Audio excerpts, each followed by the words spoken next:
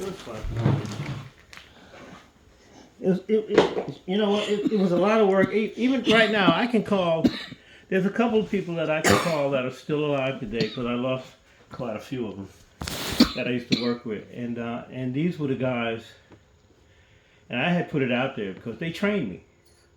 When I became, I was working for WPDQ in Jacksonville, and I worked with Mike Moore. And Mike gave me my real good start down here in Florida because I was already working with Frankie Crocker in New York. And I knew Frankie, I didn't know at the time, I didn't know Frankie Crocker was going to be such a legend. You know, he was a living legend. He was even on TV. I didn't know that. As a radio station guy? Yeah. The WBLX, one of the most popular urban R&B stations in New York, in New Jersey. And then I left there and went to WNJR in New Jersey, and I went from FM to AM, but they had an AM signal that broadcasted in FM. It was an FM signal, but it was still on the AM dial. And I worked there for quite a while. That's where I lost Cassandra, my wife, and my kid, my son, and it was during that time, and that was in '78, and that's when I decided. '79 is when I left. I can't do this no more. And that's when I left. So, you wanted to just get out of everything completely? I wanted to get out of Jersey. No, not the music. Oh. But I wanted to get out of Newark, New Jersey area. Because I knew all of New Jersey, because you got to remember, I was raised there. So I knew everything. I knew how, I was all over New Jersey. Where did you end up here? Miami? When I first came here, believe it or not, I stopped in Gainesville. And that's when if I ever get him on the phone, because I was supposed to go up there and spend a couple of days with him. He said, Reese, you can always stay here, and so you don't have to worry about driving all the way back home. Because he knows if I go up there, I'm going to drink or whatever. So instead of driving all the way back here for 2 hours, that's what I'm trying to think of the name of the place, the city that he lives in, as you keep going up. But anyway, his name is Vinny DeRosa. His brother is still alive, so Peter's still around. He's still married to the same girl that he was married to, or got married to when we were in Gainesville. I'm like, God damn, that was so many years ago. You know what I'm saying? And he could tell you, his father was the one that had the money, and we opened up late night, and I ended up looking for a job because I was working for WPD. I wasn't working for PDQ at the time. I was working for Kilowatt. It was called Kilowatt. And it was an underground radio station. And then WGGG was an AM station, but they did more talk than radio. But I needed a job. Wait, I know you're talking to a novice right now, but what is an underground radio station? It's not illegal. It is illegal. Really? Meaning, put it this way, they're throwing out a signal, but they're not paying for it. Oh. So you can hear me, but you don't know where you're hearing me from. Oh. And I'm not giving my location. Oh. You love the music, but I don't want to say we're over here at so-and-so and so-and-so, and all of a sudden, okay, now we got their little asses. You never got caught? No. I didn't. I never even stayed at the station long enough. Who would you have to pay money to if you did get caught? The FCC? Most likely, yeah, broadcasting. Yeah, probably would. But you know what? I do have somebody that I know that has had a pirated station. Is that why they got rid of analog? I don't know. I couldn't say. I couldn't even answer that. It's a good question. Because that isn't like CB, or is that another frequency? That's another frequency. Yeah, I don't know much. Yeah, that's another. And see, I don't even know if today, like, you have to have an FCC license. So you have to take a test to get an FCC license to even broadcast over the air. And, I had my license and stuff, but I'm like, even today, do they do that anymore? I don't think they do. I mean, because I got in trouble one time for saying shit or damn or something. I said on the air one day, and I was like, oh. And then they charge you. Well, they didn't catch me, but the owner of the station heard me. Because he used to like to listen to my mixes and stuff. And then, the phone rang immediately. A minute later. And when he called, because he had a certain number, and he had he's the only one that had the number to phone, so because if anything happened to the station, you know what I'm saying. And he called. I'm like, God, all right.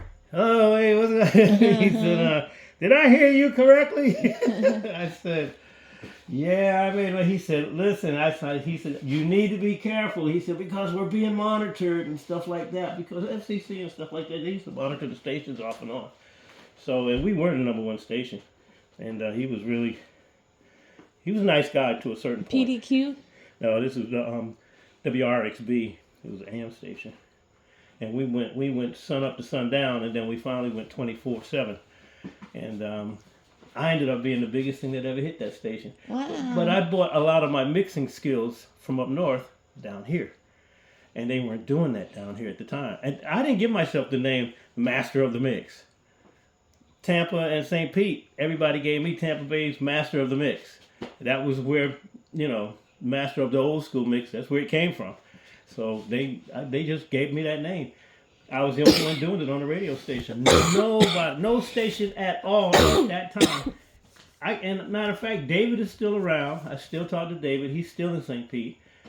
I think he owns a club now, and he works for the Four Horsemen, which is 4 guys that they go around DJing in St. Petersburg and not Clearwater, but Sarasota and stuff like that, and Bradenton. He's still alive. The owner of the station that I work for right now, he said he heard of me. He said, "Reese," he said, "Man, everybody heard of you." He said, I tell them about Reese Elliott, and the first thing they say, "Reese Elliott from WRXB?" I said, "Yeah." And they said, "Man," he said, you were really popular back in the day." And I was. The 80s? Yeah. How'd you end up in Miami? Bo Crane. Pandas Records, the record that showed you with my name on it? Mm-hmm. Him and Henry Stone. And I told you about Casey and the Sunshine Band and stuff like that. Mm-hmm. Bo Crane came to a music convention in Atlanta. In the radio station, I used to go to all the different conventions and stuff. They stay in the hotels in New York. I went to the New York Music Seminar, Jack the Rapper Seminar. Yeah, I went to all these places. The station sends you there. I was the music director and program director, so I had to be there. So anyway, I was at one of them. Never heard of Bo Crane, because at that time, didn't know nothing about Miami. And he was there. I was with a guy that was very popular in New York, and he did a news station.